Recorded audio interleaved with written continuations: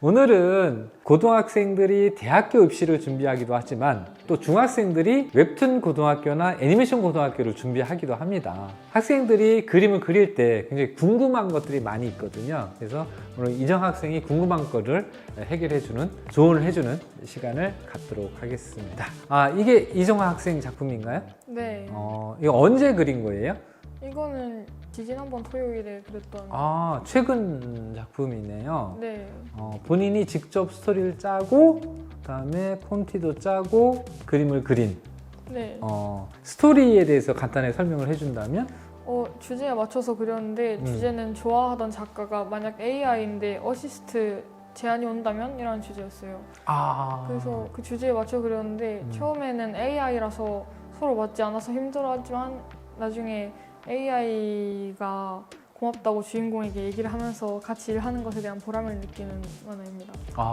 사실은 이 입시, 그러니까 고등학교 입시에서 자주 등장하는 코드들이 시의성, 그러니까 현재에 이슈되는 또 시사적인 내용들, 이런 것들이 이제 가끔 출제가 되는데 거기에 맞게끔 연습을 한 것 같아요. 네. 시간은 얼마나 걸렸어요? 4시간이요. 4시간. 지금 좌측에는 흑백으로 약간 칸마나 형식으로 그려진 것 같고, 오른쪽에는 채색을 해가지고 약간 일러스트 개념으로 그린 것 같은데, 네. 그 차이가 있나요? 이게 두 개를 한 번에 합쳐서 4시간 동안 시험을 보는 한국인이고 입시 방식이고요. 그렇군요. 예. 저는 한국인이고 입시를 하기 때문에 그에 맞춰서 학원에서 연습을 했어요. 지금 작품에서 교수님한테 좀 묻고 싶은 거나 뭐 궁금한 게 있을까요? 아무래도 수채화를 하는데 구도가 조금 어려워서. 구도. 네. 일단 수채화 구도가 좌측으로 몰려 있어요. 음. 그 이유는 지금 물병인가요? 네. 네. 물병이 너무 부담스럽게 프레임에 딱 걸려 있습니다. 반 정도가 더군다나. 그러니까 저런 거는 보는 사람들한테 답답함을 줘요. 연출을 할 때. 그리고 저걸 의도하는 경우가 있고 의도하지 않는 경우가 있는데, 지금 그림 프레임상의 그림을 보면 오른쪽에 있는 공간이 조금 가벼워 보인단 말이에요. 그러니까 전반적으로 균형에서 보면 바란싱이 왼쪽으로 약간 치우쳐져 있는 형태. 그러니까 이런 구성은 사실은 피하는 게 좋죠. 오히려 물병을 그린다고 했을 때는 물병이 프레임 안쪽으로 들어오게 한다거나, 지금 모니터 크기와 물병의 크기가 엇비슷하게 떨어져요. 그러니까 이런 거는 좀 피하는 게 좋아요. 어느 쪽을 좀 더 크게 하고 작게 하고, 그리고 물병의 가치가 위치에서 사실은 크게 의미 없어 보이는 위치인데, 저런 거는 오히려 물병을 좀 작게 하고, 캐릭터가 어디를 보고 있어요, 시선이? 컴퓨터요. 그렇죠. 모니터를 보고 있죠. 그럼 모든 사람들이 주제가 그쪽으로 시선이 같이 가게 돼 있어요. 그러면 모니터를 조금 더 크게 확대를 하고, 그 밑에다가 왼쪽에 캐릭터 손 근처에 물병 하나 놓는다면 훨씬 더 효과적인 구성이 될 것 같고요. 구도상으로 보면 뒤에 있는 게 달력인가요? 모니터 뒤가? 모니터 뒤에 있는 네모난 거. 네. 캘린더라고 생각하고 캘린더. 저런 것도 위치가 좀 애매해요. 모니터의 모서리하고 캘린더 모서리가 같이 맞물려 있잖아요. 저런 거는 사실 구도상에 피하는 게 좋습니다. 오히려 캘린더를 뒤쪽으로 훨씬 빼거나, 아니면 빈 공간에 많이 여유가 있으니 의미 없는 캘린더니까 배경으로 존재를 해야 되니까 뒤쪽으로 좀 빼는 게 좋고, 채색도 너무 세요. 지금 모니터는 블랙톤에 가까웠고, 그 다음에 캘린더가 저것도 블랙이면 두 개 굉장히 눈에 거슬리는데, 오히려 어느 쪽이 더 거슬려요? 캘린더가 거슬린단 말이에요. 그러면 저거는 오히려 약간 저채도로 해서 묽게 맑게 해서 뒤쪽으로 쭉 빼는 것이 공간감을 훨씬 더 효과적으로 뿜어내는 게 좋고, 그다음에 수채화를 본다는 거는 아무래도 채색 능력하고 톤의 매너를 어느 정도 잘 뽑아낼 수 있느냐의 부분, 그것을 볼 텐데, 아무래도 조금 더 푹부한 질감을 좀 했었으면 좋겠다. 인체를 그릴 때는 좀 애매하게 저렇게 오른쪽 팔뼈처럼 그리면 안 돼요. 네. 약간 꺾인 듯한 느낌이 좀 들죠. 그러니까 정확하게 저 팔의 역할, 그다음에 위치가 명확하게 떨어지면 훨씬 더 좋겠다라는 생각이 들고요. 캐릭터 뒤에 저게 뭐죠? 천인가 의자인가? 저거 의자를 그리려고 했는데 삐끗해서 그냥 옷을 걸친 걸로 틀었어요. 애매하게. 전반적으로 구도상을 보면 왼쪽에 치우쳐져 있고, 상단 분위기가 너무 좀 빈 공간이 많고요. 그다음에 오른쪽이 오히려 좀 더 묵직한 느낌이었으면 좋았을 테라는 좀 아쉬움이 좀 있습니다. 예. 그다음에 옆에 칸마나를 한번 볼까요? 요거에서 보면 흑백일 경우에는 그 안에 지금 오른쪽에 컬러링을 하면서 구도를 잡은 것처럼 무게 중심을 좀 봐야 됩니다. 무게 중심이 흑일 경우, 그러니까 먹색일 경우에는 아무래도 무게 중심이 높죠. 묵직하단 말이에요. 중량감이 있어. 그럼 왼쪽으로 치우치고요. 아무래도 이제 오른쪽은 주로 흰색 여백이 많죠. 그러면 어떻게 돼요? 무게 중심이 이것도 왼쪽으로 약간 쏠려 있는 듯한 느낌입니다. 그러니까 전반적으로 흑백에서 잡을 때는 전체적인 뭐 내용이나 캐릭터는 둘째 치고 처음에 전체적인 바란싱을 좀 볼 필요는 있어요. 그러니까 칸만 보면 저런 효과가 나와요. 그게 아니라 전체 보기, 한 페이지를 화면 안에서 전체 보기를 하면서 흑백 톤을 맞춰주는 게 유리하다. 저거는 왼쪽으로만, 그러니까 한 칸을 봤을 때는 괜찮거든요. 칸칸이 네. 보면. 근데 전체 모으니까 어떻게? 균형이 살짝 또 무너지는 거거든요. 근데 장점은 캐릭터 얼굴 표정이 너무 재밌어요. 그러니까 주로 캐릭터들의 얼굴에서 희노애락이 잘 도드라지게 그릴 수 있는 학생들이 역량이 뛰어나다고 보는 거거든. 그런데 지금 이렇게 보면 캐릭터 얼굴에서 표정들이 정확하게 읽혀지고 있어서 이런 연출 방법은 굉장히 잘 돼 있다 라는 거고요. 오른쪽에 쭉 보면 영양갱 이렇게 있잖아요. 네. 네, 영양갱을 좋아하시나 봐요? 좀 좋아하죠. 아, 좋아하는 편이에요? 네. 영양갱을 보면 이제 저런 건 직사각형에 길게 돼 있는 구조거든요. 네. 저런 구조는 뭐가 주로 의심을 받냐면 투시를 의심받을 수가 있어요. 그래서 저렇게 투시가 잘 응용이 된 장면들은 정확하게 투시를 좀 활용을 해서 하는 것이 조금 더 효과적으로 탄탄한 그림을 만들어낼 수 있다라는 거고요. 꿀팁을 하나 알려드릴까요? 네. 입시에서 제일 중요한 거? 네. 모든 입시, 특히 웹툰을 하는 학생들한테 저 안에 보면 말풍선에 들어가 있는 대사, 글씨를 또박또박 정자로 써주는 것이 유리합니다. 저렇게 확 날려버리면 일단 그 교수님들이나 또는 평가자들이 저걸 볼 때 잘 몰입해서 읽지를 못해요. 그리고 이게 무슨 글씨지? 무슨 내용인지 헷갈릴 수 있단 말이에요. 이럴 때는 정자체로 또박또박 알아보기 쉽게 써주는 것이, 좀 큼지막하게 써주는 것이 유리하다. 꿀팁이라면 꿀팁을 알려드렸습니다. 감사합니다. 예. 정학색이 좀 안 되는 게 뭐가 있을까요?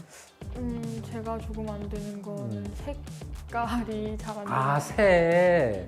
일단 그 정학생이 색에 어려움을 느끼는 거는 본인뿐 아니라 사실 많은 학생들이 공통적으로 느끼는 거예요. 그러니까 정학생뿐 아니라 다른 입시생들도 똑같은 힘든 모습을 가지고 있을 텐데, 그 이유는 사실은 색을 많이 써보지 않아서 그래요. 생각을 해보세요.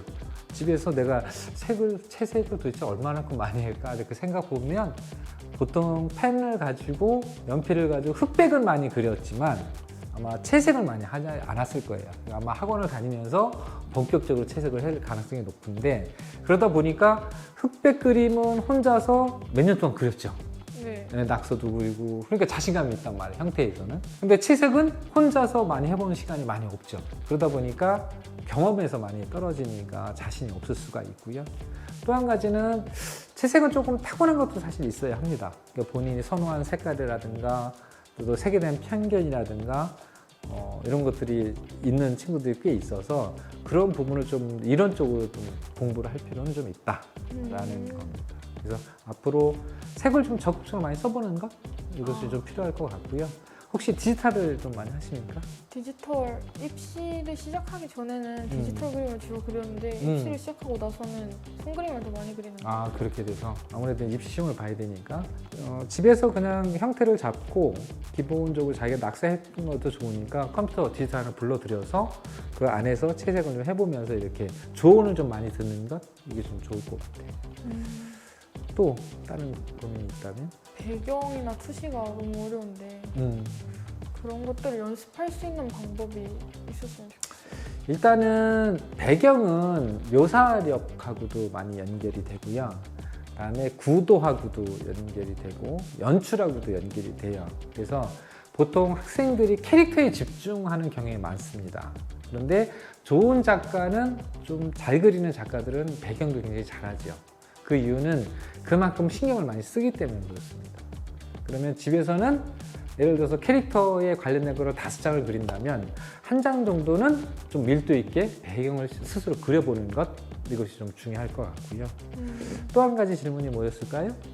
투시를 어떻게 연습해야 되죠? 그렇죠. 투시는 또 정학생 말고도 다들 어려워해요. 왜 그럴까요? 아무래도 자주 그리지 않다 보니까. 그것도 있지만 투시의 이론적인 배경을 가지고 있어야 돼요. 투시는.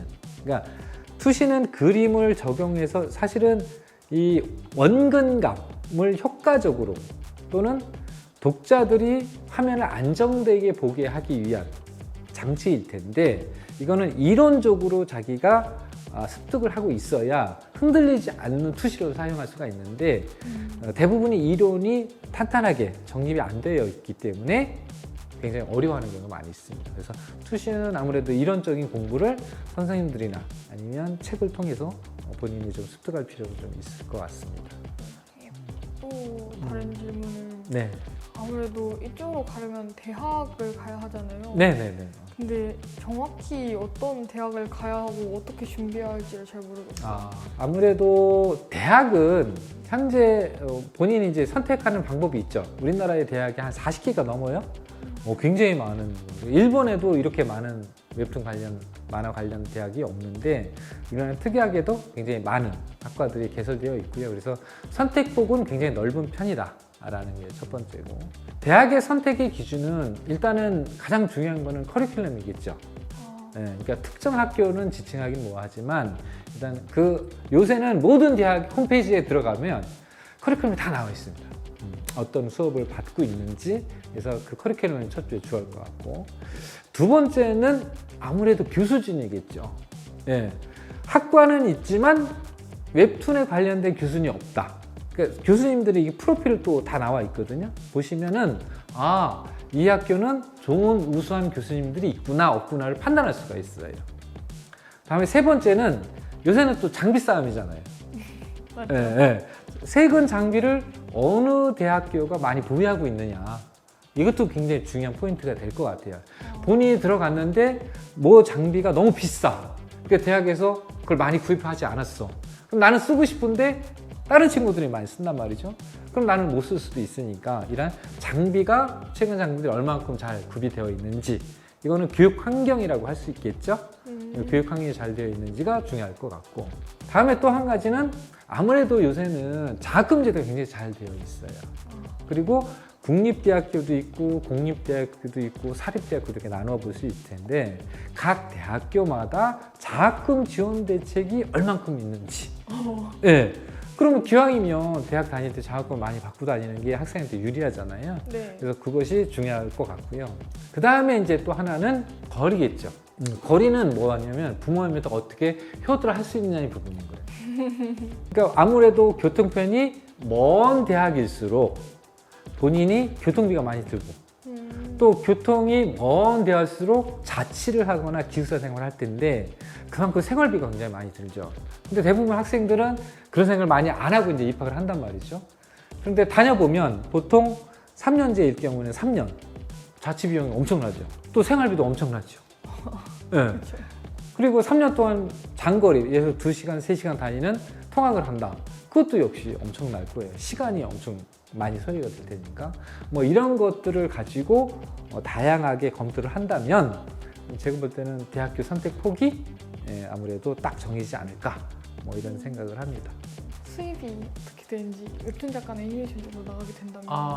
근래에 학생들이 진출하기 위한 이 웹툰 산업계는 굉장히 밝다고 저는 보아져요. 1차적으로 아무래도 산업 규모가 커지고 있거든요. 그 이유는 우리나라가 지금 현재는 한 4조 원 시장을 왔다 갔다 하고 있는데, 이제 미래 한 100조 원 시장 보고 움직이고 있거든요. 그러면 그 100조 원 시장에서 활동할 작가들이 그만큼 필요하겠죠.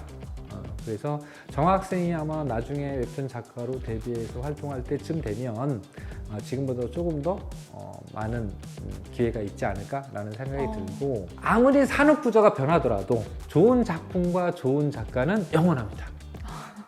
네, 그래서 본인이 좋은 작품만 할 수 있다면 뭐 웹툰 산업계가 어떻게 움직이든지 큰 무리는 없을 것 같다라는 생각을 하고요. 아마 지금처럼만 하시면 뭐 정화 학생이 웹툰 작가로 성장하는데 큰 무리가 없지 않을까? 뭐 이런 생각을 또 합니다. 네. 혹시 AI 그림에 대해서 어떻게 생각하세요? 그게 근래에 웹툰 산업계의 가장 큰 화두이기도 합니다, 사실은. 그런데 나의 일을, 작가 일을 뺏어가는 대상으로 볼 것이냐, 아니면 나의 일을 도와주는 툴로 볼 것이냐. 근데 아직은 이것이 전부 새로 나온 거기 때문에 전부 두렵기도 하고, 또 어떤 작가들은 그걸 적극적으로 쓰기도 하고. 교수님은 어떻게 생각을 하냐면, 아직은 우리가 AI에 대한 검증이 확실히 이루어지지 않았어요. 귀신 혹시 본 적 있어요? 아니요. 그죠. 도깨비 본 적이 없죠. 네. 근데 우리가 귀신이나 도깨비는 되게 무섭게 생각을 하죠. 본 사람이 없어서 그런 거예요. 근데 AI도 지금 우리 눈앞에 나타나기는 했지만 이 정체성이 아직은 불명확한 거지. 그러니까 두려움을 자꾸 갖게 돼 있어요, 사람 심리는. 근데 하지만 이것도 인간이 만들어낸 하나의 툴로 본다라면, 작가가 그동안 예를 들어서 파시컷을 하는데 2주 정도 시간이 걸렸다, 일주일의 시간이 걸렸다. 근데 이 AI를 툴로 잘 활용을 한다면 반으로 줄일 수 있으니까 작가의 노동력을 그만큼 줄일 수도 있겠죠. 이런 또 장점이 있기도 하고, 나의 역량을 나는 단순하게 어시나 이런 걸 활동을 하면서 좀 아르바이트도 해야 했는데 그 역할을 또 AI가 뺏어간다면 나의 기회를 뺏긴 거일 수도 있고. 그러니까 지금은 이렇게 양립하는 단계다. 근데 아마 정화 학생이 나중에 작가로 데뷔할 때는 이것도 어느 정도 정리가 될 거라고 저는 보는데, 너무 두려워할 필요는 없다 라는 생각을 하고요. 다만 도덕적으로 본인 작품이 아닐 때는 당당하게 얘기를 해야 되죠. 그런 문제는 없는 거예요. 이런 툴이 있고 나는 그걸 썼다 안 썼다의 중요한 부분이 그것만 얘기를 해주면 되는 거지, 숨기고 마치 내 것이냐 하는 거는 좀 도덕적으로 작가 양심이 좀 찔지 않을까? 뭐 이런 생각을 합니다. 그래서 지금은 그런 거 너무 신경 안 써도 돼요. 예. 작가로 데뷔하고 싶어하는 학생들이 많잖아요. 많이 있죠. 근데 그런 학생들이 어디에 자기 그림을 올려야 되고 어떻게 데뷔해야 될지 모르는 경우가 많은데 혹시 어떤 방법으로? 그러니까 우리나라 웹툰이 지금의 성장 속도를 보였던 이유 중에 하나는 웹툰 작가의 데뷔하는 문턱이 굉장히 낮은 편이에요, 허들이. 지금은 대다수 학생들이 네이버를 희망을 하고 있죠. 그거는 아무래도 유통이 세기 때문에 그렇습니다. 그리고 이제 카카오도 있을 것이고, 각 회사에서 독자적인 또 플랫폼을 가진 회사도 있고, 유통 경로는 굉장히 많이 있습니다. 그리고 본인의 작품이 좋으면 희한하게도 어디서는지 알고 연락이 와요. 네, 그러니까 너무 막 작가를 데뷔를 하기 위해서 그 길을 막 쫓아가는 방법이 있을 수 있지만 그렇게 좋은 방법 같지는 않고요. 본인의 실력을 차근차근 쌓아놓고 데뷔할 기회는 굉장히 많다. 포털에서 바로 등단할 기회도 있고, 그렇지 않고 본인이 작품을 해서 그냥 블로그에 올렸는데 그걸 보고 연락 오는 경우도 있고, 그러니까 다양한 경로는 있으니까 작가 데뷔는 지금은 웹툰 산업 환경이 작가 위의 시장으로 잘 형성이 돼 있습니다. 본인이 찾아가지 않아도 오히려 PD들이 열심히 찾아와가지고 정화 학생한테 데뷔를 해서 연재해서 이런 청원이 많이 올 거니까 그런 걱정은 많이 하지 않아도 된다.